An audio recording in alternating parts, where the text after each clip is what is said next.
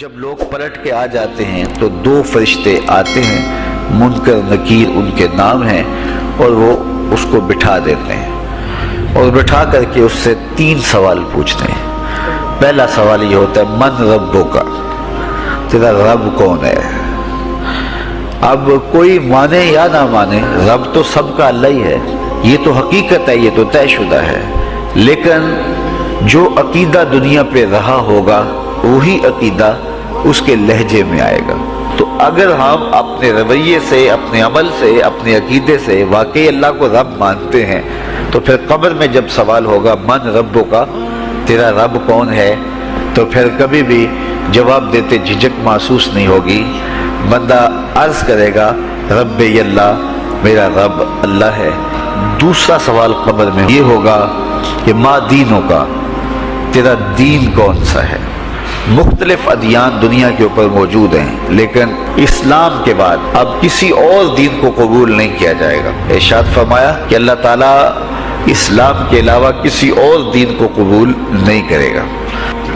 اب اس نے اگر اپنا طرز زندگی، اپنا انداز معاشرت اسلام کی مطابقت میں رکھا ہوگا اور دین کو اس نے دین سمجھا ہوگا، اسلام کو ہی اپنا دین، عملاً، رویتاً، ہر خوشی غمی کے موقع پہ اس نے اسلام کو ہی ترجیح دی ہوگی، تو پھر اس کو کوئی جھجک نہیں ہوگی جواب دیتے ہوئے کہ میرا دین اسلام ہے۔ میرے شب و روز، میری زندگی کے نشیب و فراز، میری زندگی کی گوشہ جو ہے وہ اسلام کی مطابقت میں گزرتا تھا، تو پھر وہ سیدھا سیدھا جواب دے گا دینی الاسلام۔ اس لیے ہمیں اس سوال کی تیاری بھی کرنی چاہیے۔ ہم صرف مصلی کے مسلمان نہ بنیں کہ 5 نمازیں پڑھ لی، روزے رکھ لیے، تراویح پڑھ لی اور حج کر لیا، تو اس سے ہم مطمئن ہو گئے کہ ہم مسلمان ہیں۔ اسلام ایک مکمل اور اکمل اور کامل ضابطہ حیات ہے، اپنے ماننے والوں کو زندگی گزارنے کا پورا اسلوب اور مکمل کامل رہنمائی دیتا ہے۔ ہم نے ہمسایوں کے ساتھ سلوک کیسے کرنا ہے یہ ہمیں اسلام بتاتا ہے، ہم نے بیوی کے ساتھ سلوک کیا کرنا ہے یہ ہمیں اسلام بتاتا ہے، اولاد کی تربیت کیسے کرنی ہے اسلام کی واضح تعلیمات ہیں۔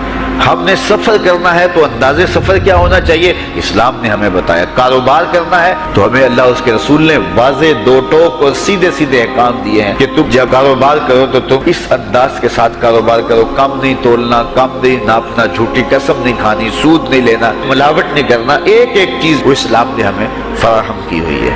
تو پورا دین جو ہے جب ہم اختیار کریں گے، ہمارے رویے، ہمارا طرز زندگی، ہمارا انداز معاشرت جب دین اسلام کے مطابق ہوگا تو قبر میں اس سوال کا جواب دینا ہمارے لیے کوئی مشکل نہیں ہوگا۔ اور اگر ہمارا طرز زندگی کچھ اور طرح کا ہوگا تو کیا صرف یہ کہہ دے کہ ہم مسلمان ہیں؟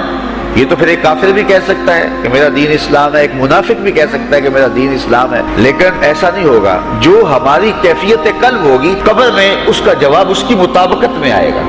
یہ کافر جواب نہیں دے سکے گا کہ میرا رب اللہ ہے، کیونکہ وہ عمل سے، رویے سے اب اس کو اپنا رب نہیں مانتا ہے، تو حقیقتاً تو اس کا رب اللہ ہے، لیکن وہ یہ جواب نہیں دے پائے گا۔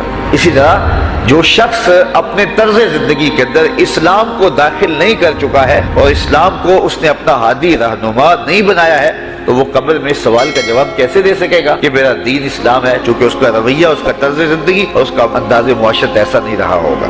اس لیے ہمیں اپنی زندگی کے شب و روز کو اسلامی تعلیمات کے سانچے میں مکمل اور کامل طور پر ڈھالنا ہوگا، تاکہ جب قبر میں سوال ہو تو ہم جواب دے سکیں کہ ہمارا دین اسلام ہے۔ تیسرا سوال فرشتے پھر پوچھیں گے، حضور علیہ الصلوۃ والسلام کے روضہ دور سے اور قبر کے درمیان سے پردے ہٹا دیے جائیں گے اور رسول کریم صلی اللہ علیہ وسلم سامنے ہوں گے، اور فرشتہ حضور کی طرف اشارہ کر کے کہے گا ما کنت تقول فی ھذا الرجل، ان کے بارے میں زندگی میں کیا کہا کرتا تھا۔ تو یہ حضور علیہ الصلوۃ والسلام سامنے ہوں گے اور یہ سوال پوچھا جائے گا۔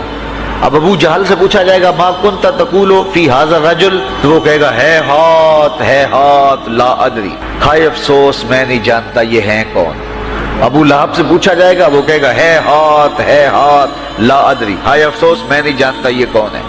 اچھا جانتا نہیں تو پتھر کس کو مارتا تھا، جانتا نہیں تو گڑے کس کی راہوں میں کھدواتا تھا، جانتا نہیں تو اوجریاں کس کے اوپر ڈلوایا کرتا تھا، آنکھیں پھاڑ پھاڑ کے تو ساری زندگی دیکھتا رہا، لیکن آج ابو جہل قبر میں اترا، حضور کی صورت نورانی سامنے ہے اور پوچھا گیا کہ یہ کون ہے، یہ نورانی چہرے والے کون ہیں؟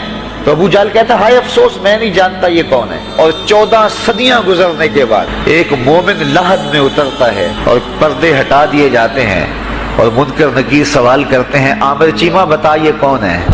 وہ کہتا ہے پیچھے ہٹو پہلے پائے ناز کو بوسہ تو کر لینے دو. میں تو مر کے پہنچا ہوں یہاں اس دل ربا کے واسطے. یہ تو میرے بخت جاگے کہ وہ میری قبر میں آئے. شیخ عبدالحق محدث دہلوی علیہ رحمہ لکھتے ہیں کہ جب سے یہ سنا ہے کہ قبر میں حضور آئیں گے پتہ نہیں موت کہاں مر گئی ہے, جی چاہتا ہے زندہ ہی قبر میں چلے جائیں. تو وہ کہے گا پہلے مجھے پائے ناز کو بوسہ تو کر لینے دو.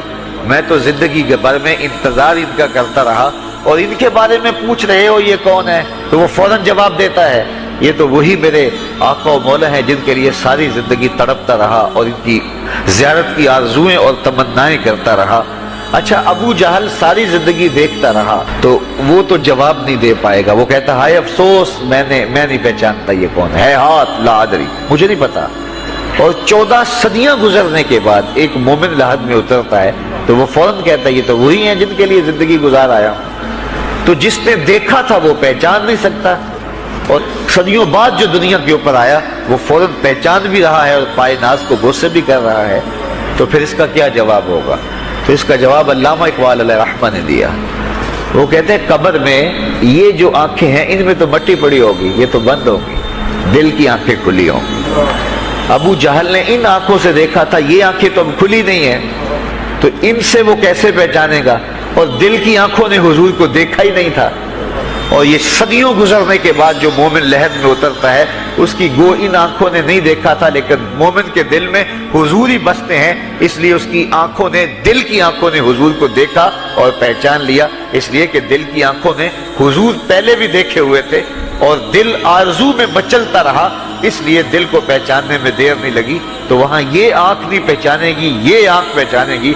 تو حضور علیہ الصلوۃ والسلام کے حوالے سے جب سوال ہوگا, اگر اس سوال کا جواب نہیں آیا تو پھر جہنم کی کھڑکی کھول دی جائے گی, اور اگر اس سوال کا جواب آیا تو پھر جنت کے دروازے کشادہ کر دیے جائیں گے اور جنت کی ٹھنڈی ہوائیں اس کی قبر میں آ جائیں گی.